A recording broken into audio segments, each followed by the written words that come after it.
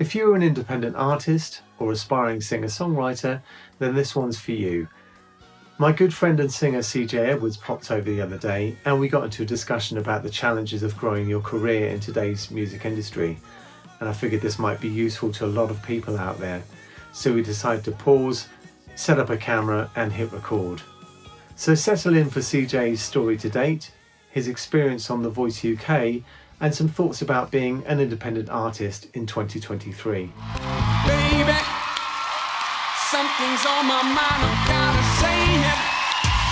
Yeah. We'd love to hear your own views on the industry and what you'd like to see from us next on this channel. And I would be keen to do a lot more of these interviews, so don't forget to like, subscribe, and we'll do our best to bring them to you. Thank you for watching. CJ, you look amazing. Thank you. All right, well, this is unusual. So Thank you for having me. It's all right. This is our new improvised chat with CJ Edwards today. Yeah. And we were just talking about, what were we talking about? We were talking about moving forward, doing what you want to do, and what defines success. Yeah. Essentially, like. And we were comparing and contrasting the old person's views with the younger generation. The younger generation. and how we're all sort of jaded and fed up with the music industry. And this man is just an inspiration and positivity. So tell us a bit about you, CJ. Where did you start? How did you come about? Not from birth. Yeah. I'm talking about Okay. a bit later than that. So I guess I started singing when I was in church, from a very, very young age, and then I moved around quite a bit. So I moved from London. I was living in London. Moved to New York, then from. Yeah, I didn't know this. You were in New York. Yes, actually, I did. So I moved to we moved to New York, and that was where I kind of had my first sort of real exposure to what music was like, what gospel was like. There was a gospel choir out there, and this might sound stupid, but my first kind of understanding of gospel was watching Sister Act, So hearing someone play the piano the way, there's a guy, I'll never forget the way he played, but his name was Kirk Fawcett, and he could make the piano sing, and there was a choir there, and coming from Britain, going to a place like New York, Harlem. I was going to say, was it Harlem? It was Harlem, yeah. So, and the choir, everything was just like it. Set me alight. I was like, oh my gosh, this is amazing. This is fantastic. What is it? They used to have this thing when they did the call and response with the audience, well, not the audience, but essentially the congregation. And they had this song called the Lord is blessing me right now, and everybody would be singing together. Yeah. And when you don't necessarily know what's going on, but you could feel the energy. Yeah. And that energy was something that resonated with me. Yeah. Then I moved to Trinidad and Tobago. Again, church there. Started playing the drums. But it was a little bit more like there was a band. There was a drum, there was a piano, there was a bass, there was guitar. So this is how I kind of really met music, and music met me. And then when I finally moved over back to England again, I had this wealth of experience with learning how to play the piano and learn how to play the drums a little bit, to come to England. And then I think it was a music teacher who said to me, he said, I was fooling around singing a song with the year 11s were leaving, and I was just fooling around singing a song, and he's like, you should sing for our soul band. And I was like, I'm not a singer, I'm a drummer. I was like, I drum. And I was like, no, you should sing, you should sing. And I started singing because I was part of in Trinidad, I was part of we had a group called the Four Young Men. Yeah. It was just the four of us, and that's all we did. We just sang songs, but I was by no means like the best singer in that group or anything like that. So I was really shy. Like in the background, I would be like trying to find the harmony and whatever. Yeah. So this guy pulled me out of my comfort zone and was like, okay, yeah, front the band. And I did it a few times, and I got some positive feedback, and then I started doing that more and more, and then that turned into trying out for other things, like trying out for shows, and I just kept on doing that. So I kept on doing that, and I've never stopped singing since then. I'm saying I probably sing more than I play the drums or anything like that. I play the piano, like So that became the thing I did more than anything else. Yeah. So what was the big moment early on that sort of took you on to what you're doing now? Yes, I try. I try not to talk about it. No. I it's a long time ago now. I tried out for X Factor. That was the first thing I did. It was a secondary school. I tried out for X Factor, and so what age now?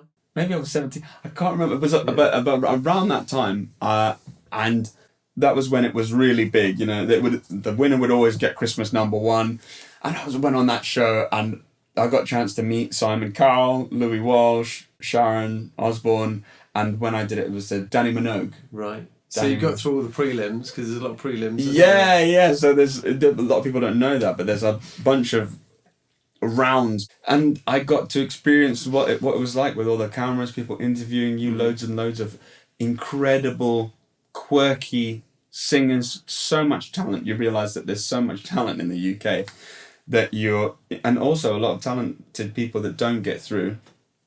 That you're like, wow, where did you come from? Why have I not seen you before? So that was the first thing, and then later on, I went and tried out for that. I got through to the that was the first year that all the acts were in one place. So previously to that, it would have been, there was like the under 25s, the over 25s, what was it? The boys, the girls, the over 25s, and the groups. That was how they broke it up. And that was the first time that everyone it used to be that you get picked by a judge, and then you'd be with them.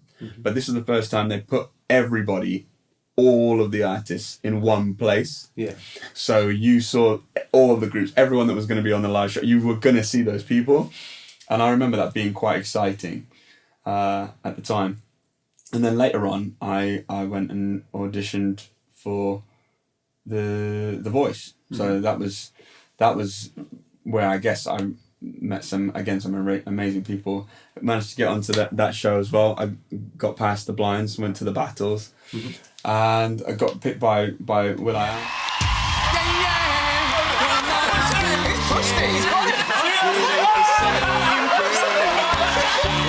Was the last guy. Wow. Yeah.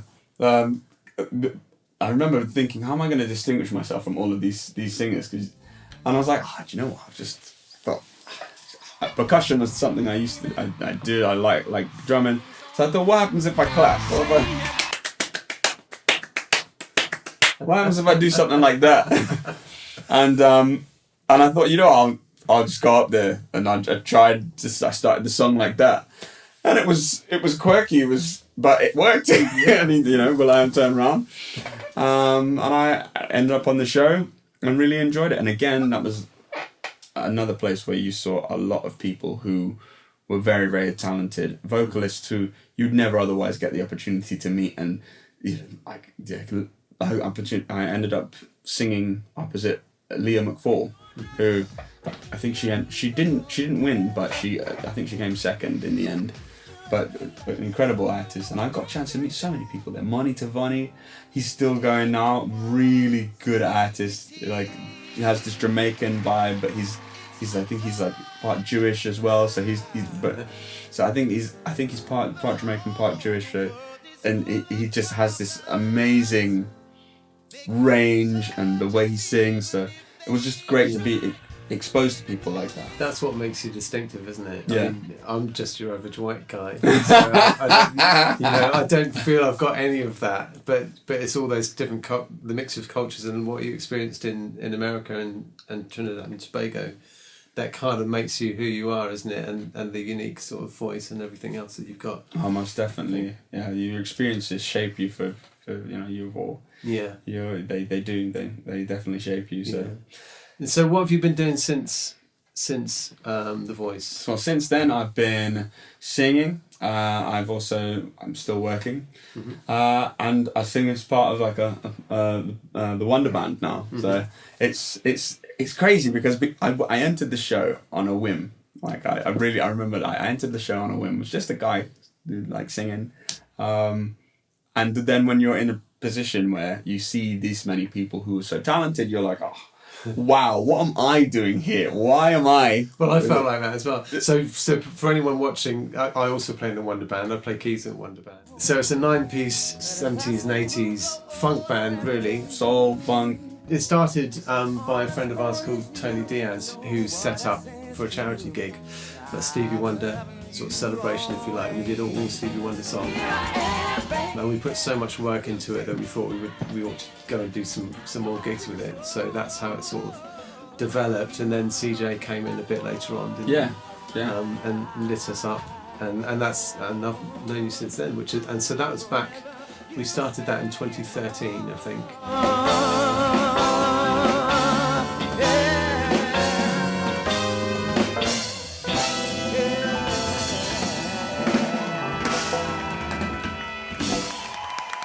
Gosh. Oh, Yeah. wow. So when did you come in? Wow, I think Pat contacted me in 2018. Really? Okay, so Yeah. it's only the last 20 five years. Yeah. Yeah. 2018, Okay. I Seems think. like forever. Yeah, it's been a while, but Yeah, then yeah. we've had the world's changed between 2018 and now, you know, that Yeah. we've had 3 lockdowns and Yeah. World War III almost started, and like so. Yeah. There's been all sorts of stuff. The world, you know, the Queen, just a wealth of time, and the face of the world changing in that period of time. But it does fly by. Yeah. It does fly by. But coming back to your point, so when I joined Wonderband, I was exactly the same. I felt I kind of been out of live performing, because I used to compose music and sit there and take my time over, you know, what I was actually playing. And I came in from that sort of experience into the Wonderband, playing live shows under pressure, and again, all the people in Wonderband are very much sort of producer heads. They've all got golden ears, and they all know what you're doing, don't they? They all, if you've missed something, or if you've missed a string line here or a backing vocal there, Yeah, no, I know what you're saying. everyone is hearing that and picking up on it. So it's it can be an intimidating atmosphere kind of when you start. But Yeah, but I think you guys have that's a bit of a family element to it. yeah, definitely. I remember coming in and feeling very nervous, and then I was also very welcome as well at the same time. You know, moving from bands to a place where they're rehearsing and rehearsing. You're like, oh my gosh, these guys, they're taking it seriously. Yeah. So it was good to have that welcoming element as well to it. But yeah, so I'm part of a few bands, and and writing my own songs as well. But I just and that's the thing now, isn't it? That's where our conversation started a bit earlier. Yeah. Before we hit record. Yeah. Was where you want to be and how you're going to get there. Okay. Yeah. So I guess so. It's tough, isn't it, for an independent artist now to do that, because there's so much pressure on social media and all those things to get anywhere, isn't there? Yeah, there's a lot of voices out there. You know, there's a lot of voices, and it's I guess the question is, how do you cut through? How do you cut through doing that? And I guess one thing I've learned through trial and error is sometimes you just got to do it. Yeah. You know what I mean? Yeah. Because you see these people who have got loads and loads of views, and you think, how are they getting there? What are they doing? And I think that it's a case of feel the fear and do it anyway. Just do it anyway. And if people like it, they like it. If they don't like it, they don't like it. But you did it, and just do it consistently. Yeah. Day in, day out, upload, and that's the journey I'm on at the moment. Yeah. That's the journey I'm on. My goal would be to sing my own songs on the same stages, well, you know, and have it be the songs that I've written. And I like to write, and that's my journey. That would be my goal. If I could say for anything, I'd like the next year to be on a festival somewhere, festival stage somewhere. It doesn't matter how big the stage is, but I want to be there singing my own tracks. That would be amazing to me. The killer band. Yeah, with a killer band. Can I play? Oh man, of course you can play. Of course you can play. I've been saying this for ages. Trying to get this guy to. You're just so busy. That's what you can't. You can't. Colin is doing so much. He's always doing something. He's always doing something. This is the problem. He's very, very too talented for his own good. That's the problem with, and again, that's something we touched on earlier. Was the difficulty of.